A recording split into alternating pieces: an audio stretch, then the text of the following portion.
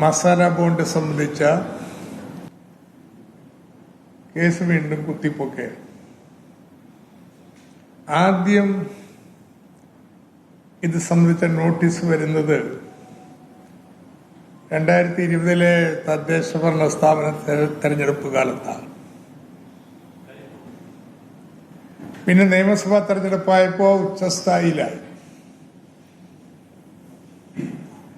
പിന്നെ ഏതാനും മാസം നിശബ്ദതയ്ക്ക് ശേഷം കഴിഞ്ഞ ലോക്സഭാ ഇലക്ഷൻ കാലത്താണ് വീണ്ടും നോട്ടീസ് വരുന്നത്. ഇപ്പൊ വീണ്ടും കേരളത്തിൽ തെരഞ്ഞെടുപ്പ് കാലമായി ഇഡിയുടെ നോട്ടീസും വന്നു. ഇത് ഇഡിയുടെ BJPക്കും UDFനും വേണ്ടിയുള്ള തെരഞ്ഞെടുപ്പ് പ്രചരണത്തിന്റെ ഭാഗമാണ്.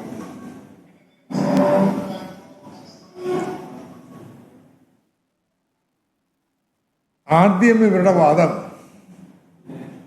മസാല ബോണ്ട് ഇറക്കാൻ കിഫ്ബിക്ക് അവകാശമില്ല എന്നായി. CAG ചൂണ്ടിക്കാണിച്ചിട്ടുണ്ട്.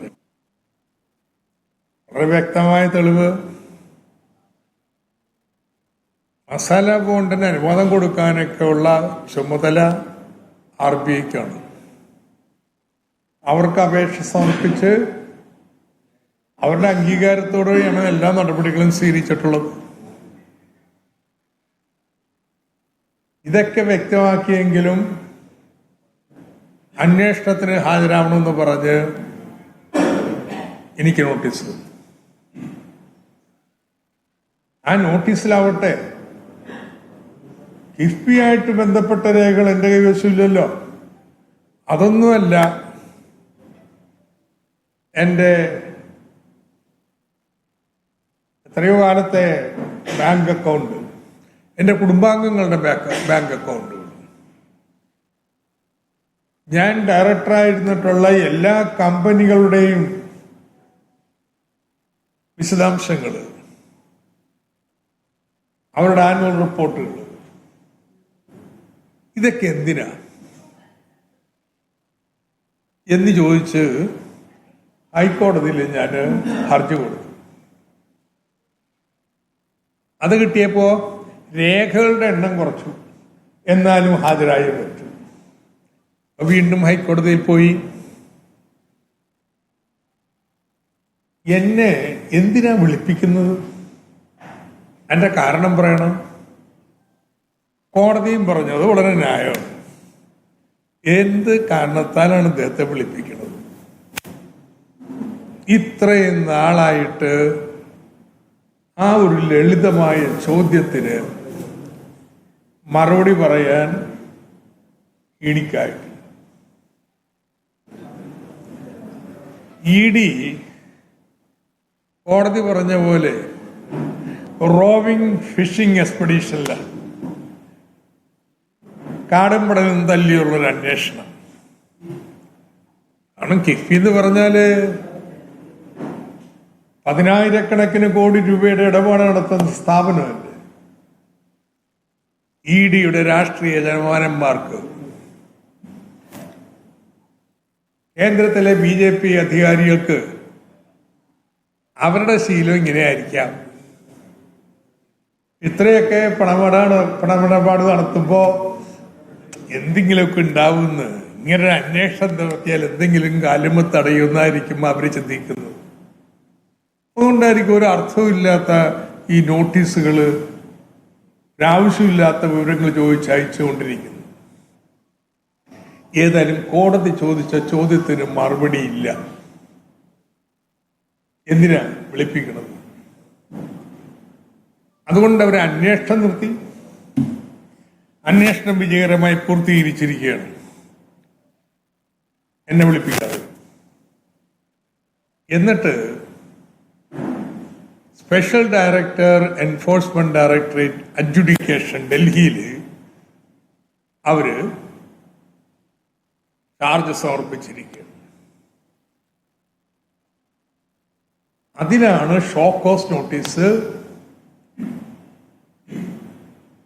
ബഹുമാനപ്പെട്ട മുഖ്യമന്ത്രിക്കും എനിക്കും കിഫ്ബിയുടെ CEO KM ഇബ്രാഹിമിനും അയച്ചിട്ടുള്ളത് ഷോക്കോസ് നോട്ടീസാണ്. ഈ അഡ്ജുഡിക്കേറ്ററുടെ മുമ്പാകെ വിശദീകരണം നൽകണം. എന്താ വിശദീകരിക്കേണ്ട കാര്യം? ഇപ്പോ കിഫ്ബിക്ക് മസാല ബോണ്ട് എടുക്കാനുള്ള അവകാശം ഉണ്ടോ ഇല്ലെന്നൊക്കെ പോയിട്ടോ, അതൊന്നുമില്ല. ഇപ്പൊ ഷോക്കോസിൽ പറയുന്നത് മസാല ബോണ്ട് വഴി എടുക്കുന്ന ഫണ്ട് ഭൂമി വാങ്ങാൻ പർച്ചേസിന് ഉപയോഗിക്കാൻ പാടില്ല. ഇവിടെ കിഫ്ബി മസാല ബോണ്ട് വഴി എടുത്ത പണം 2600 പരം കോടി രൂപ, അതിലൊരു ഭാഗം ഭൂമി അക്വയർ ചെയ്തതിനു വേണ്ടി ഉപയോഗിച്ചിട്ടുണ്ട്. അത് നിയമവിരുദ്ധമാണ്. ഭൂമി വാങ്ങാൻ നിയമപ്രകാരം പാടില്ല. ലാൻഡ് സ്പെക്കുലേഷൻ, ഭൂമി വാങ്ങാം, കൂടിയ വിലക്ക് വിൽക്കുക തുടങ്ങിയ കാര്യങ്ങൾ. അപ്പൊ ഇതാണ് അവസാനം മല എലിയെ പ്രസവിച്ചിരിക്കുന്നത്. കിഫ്ബി മസാല ബോണ്ട് ഇറക്കിയത് തെറ്റില്ല എന്ന്, തെറ്റുണ്ടെന്നൊരു കേസേ ഇടിക്കില്ല. ആകെയുള്ളത് ഭൂമി പർച്ചേസ് ചെയ്തിരിക്കുന്നു. ഞങ്ങളുടെ ഉത്തരം വളരെ ലളിതമാണ്. ഭൂമി പർച്ചേസ് ചെയ്തിട്ടില്ല, ഭൂമി അക്വയർ ചെയ്തിട്ടേ ഉള്ളൂ. രണ്ടും രണ്ട് നിയമമാണെന്ന്. ഭൂമി അക്വയർ ചെയ്തിട്ടേ ഉള്ളൂ എന്ന് മാത്രമല്ല, ഈ അക്വയർ ചെയ്യുന്ന സമയത്ത് ഭൂമി പർച്ചേസ് ചെയ്യാൻ പാടില്ല എന്നുള്ള നിബന്ധനയും RBI മാറ്റിയിട്ടുണ്ട്. അതാ പറയുന്നത് രാഷ്ട്രീയ കളിയാണ്, വേറൊന്നുമില്ല.